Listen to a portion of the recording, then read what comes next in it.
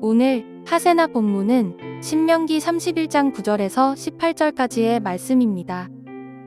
모세가 이 율법을 기록하여 주님의 언약궤를 매는 레위 자손 제사장들과 이스라엘의 모든 장로에게 주었다. 모세가 그들에게 명령하였다. 7해가 끝날 때마다 곧 빚을 면제해 주는 해의 초막절에 온 이스라엘이 주 당신들의 하나님을 뵈려고 그분이 택하신 곳으로 나오면 당신들은 이 율법을 온 이스라엘 백성 앞에서 읽어서 그들의 귀에 들려주십시오.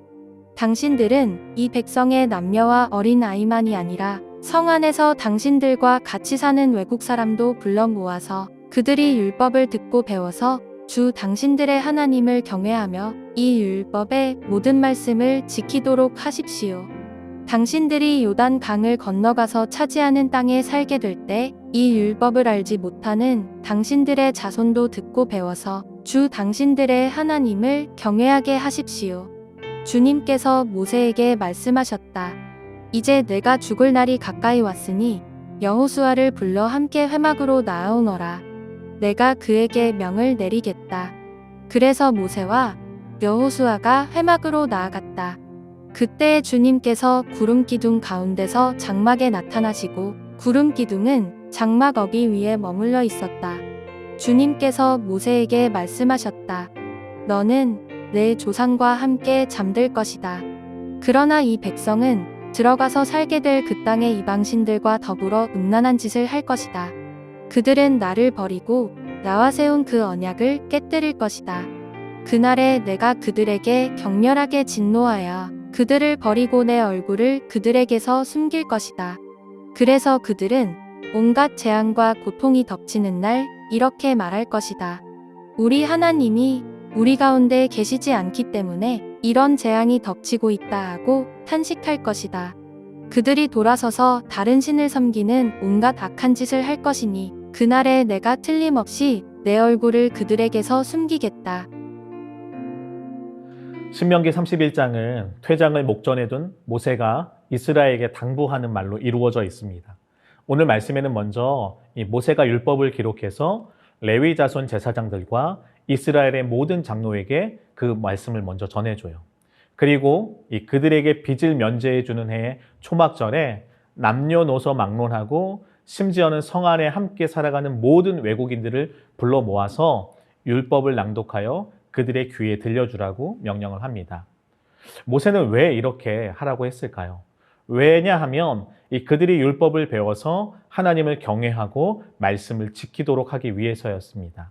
이 14절부터는 이제 모세와 여호수아가 회막으로 함께 나아가는 장면이 등장합니다. 하나님께서 여호수아를 이 다음의 지도자로 세우고 계심을 알 수 있는 것이죠. 하나님의 임재의 상징인 구름 기둥이 장막에 나타났고 주께서 말씀하시기 시작하셨습니다. 과연 주님은 어떤 말씀을 하셨을까요? 바로 이 가나안 땅에 들어가서 하게 될 이스라엘의 죄악에 대해서 말씀하셨습니다. 이스라엘 백성들은 하나님과 언약을 맺고 은혜로 가나안 땅에 들어가게 됩니다. 그러나 곧 그 은혜를 망각한 그들은요, 하나님과의 맺은 언약을 깨뜨리고 이방신들을 따르고 심지어 그들과 음란한 짓을 하게 돼요. 그때 하나님은 그들을 향해 어떻게 행동하시겠다고 말씀을 하십니까? 하나님께서는 진노하셔서 그의 얼굴을 숨기시고 그들을 버리겠다라고 말씀하십니다. 그러나 이스라엘 백성은요, 이런 무서운 하나님의 진노를 경험하면서도 불구하고 어떻게 말을 할까요?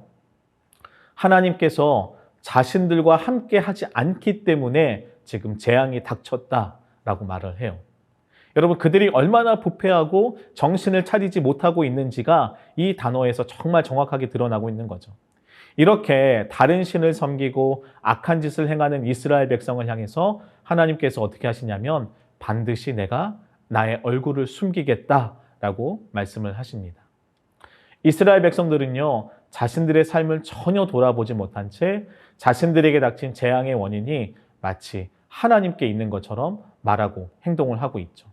하나님의 부재가 그들에게 있어서 고통의 원인이 되고 있다라고 착각을 하고 있는 것입니다. 여러분, 그러나 그들에게 있어서 찾아온 고통은요, 하나님의 부재 때문에 일어난 것이 아니라 여러분 하나님의 임재의 결과로 이루어진 일입니다.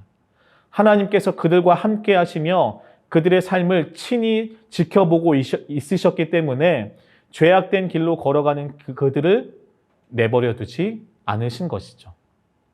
도리어 하나님의 진노하심을 통해 그들이 잘못된 길에서 돌이키도록 하나님은 그들을 돕고 계신 것입니다.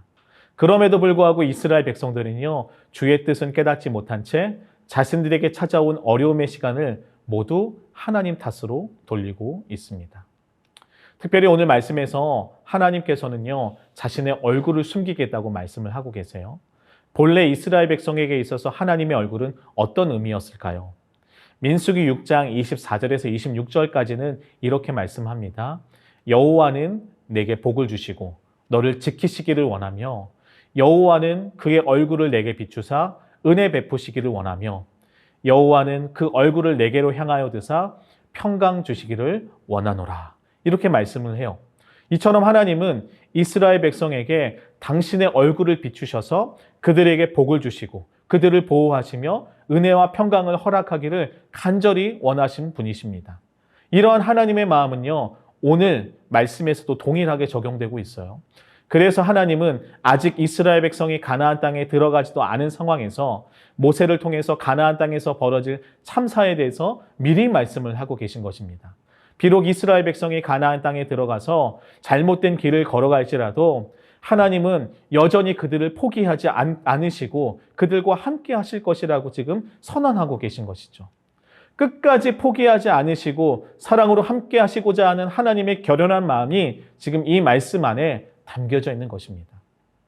어쩌면 이 말씀은요, 앞으로의 우리 삶에도 동일하게 적용할 수 있겠다라는 생각이 들어요. 물론 죄를 짓고 싶고 하나님의 마음을 아프게 하고 싶은 성도님들은 아무도 안 계실 거라고 생각합니다. 그러나 살아가다 보면 어떻습니까? 우리가 가진 한계와 부족함, 연약함 때문에 우리는요, 언제든지 넘어질 수 있는 그런 사람들이라는 것들도 우리는 기억해야 할 것입니다.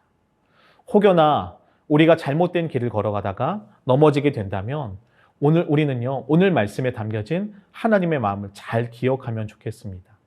넘어진 그 자리에서 하나님을 원망하거나 또 누군가를 원망하고 불평하기보다는요, 넘어진 그 자리에서 겸손히 그리고 간절히 다시 한번 하나님의 얼굴을 구하면 좋겠습니다. 그때 우리 하나님 어떻게 하실까요? 우리 주님은요, 분명히 감추셨던 그 얼굴을 다시 우리에게 비추사 우리에게 은혜를 베풀어 주시고요, 우리 삶을 다시 일으켜 주셔서 그 삶을 끝까지 인도하실 것이라고 저는 믿습니다. 오늘 하루 그 주님의 마음을 기억하며 주의 얼굴을 구하고 그 주님의 얼굴을 마주하는 우리가 되길 축복합니다. 오늘의 아시조는 우리 교회 환우들을 위해 함께 기도하는 것입니다. 가까운 분이 있다면 연락해서 근황도 물어봐 주시고 기도 제목도 나눠보시면 큰 힘이 될 것입니다. 오늘의 아시조 함께 하시죠.